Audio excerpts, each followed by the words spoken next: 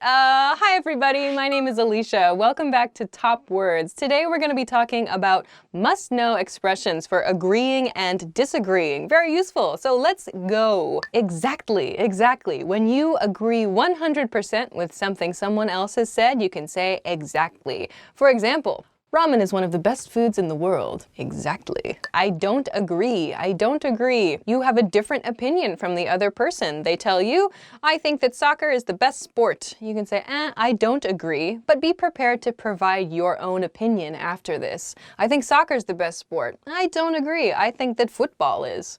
Oh, that could cause some problems. Soccer, football. Americans say football when we mean American football, but the rest of the world says football when they mean soccer. Maybe is when you don't know, when you can't make a decision or when you're not sure about something. Okay, so someone tosses you an opinion. Someone says their idea to you. I think it's gonna rain tomorrow. You can say, yeah, maybe. You don't know for sure, yes or no, but it's possible. It's a good sort of in-between expression. But if you use maybe all the time, it's gonna sound really strange and it's gonna sound like you can't make a decision. So use maybe very sparingly. Don't use it so often. Maybe is very commonly used as a soft no. It's up to you to figure that out among the people that you're talking to, though. Do you want to stay over at my house this weekend? Maybe. I couldn't agree with you more. You are in complete agreement with the other person and really want to communicate that to them. You think that what they have just said is really correct, super correct. Yes, you are completely on board with that idea. You can say, I couldn't agree with you more. I couldn't, the negative form. I could not agree with you more, meaning it's not possible that I could agree more with what you're saying. Next week, it's really important that we have a barbecue because summer is ending. And then your friend can say, I couldn't agree more. That's a fantastic idea. I'll buy steak. I think we're going to have to agree to disagree. Agree to disagree. This is a kind of, it seems like a simple phrase, agree to disagree. So you're agreeing with the other person. You agree that we have a different opinion. Agree to disagree. I would use this expression at the end of a discussion. So person A and person B have different opinions, and they've been discussing those opinions for a long time. And person A is not changing his or her opinion. Person B is not changing his or her opinion. So you can say at the end of the conversation, okay, we have to agree to disagree. Let's just accept our different opinions and move on in the conversation. You have a point there. This is not necessarily an agreement or disagreement phrase. It's a small agreement within a larger discussion. So maybe you've been discussing a topic for a long time and you've disagreed with the other person until this time. This person says something and you agree with that.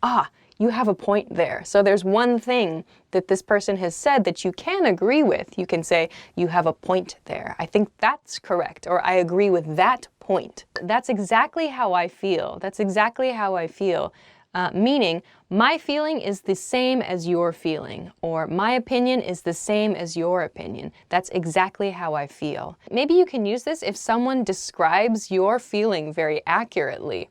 For example, you can say, I feel like the company is really heading in a nice new direction. You can say, yeah, that's exactly how I feel. I really like the new boss. I don't think so.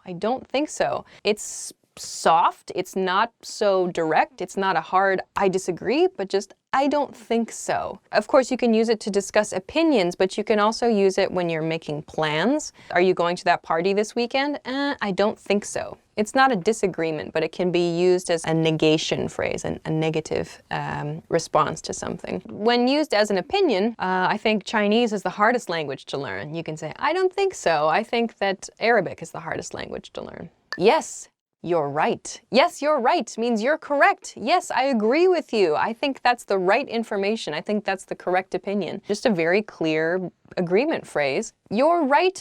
It also has the nuance of being correct. So maybe there was a possibility the other person could be incorrect. Did you know that pepperoni pizza is the most delicious pizza in the world? Yes. You're right. So you could change it to that's right for that opinion. You can use your to talk specifically about the person itself, but that's right. Yes, that's right. That information is correct. I guess so. I guess so. It's an agreement, but it's sort of a flaky agreement. I guess so. It's like you don't really want to make a decision, but you don't feel strongly in one, like in agreement or disagreement. You can say, I guess so. It's usually said with this tone of voice, I guess so. You know, we don't really say, I guess so. Generally, it's like you can't quite make a decision or you don't want to make a decision.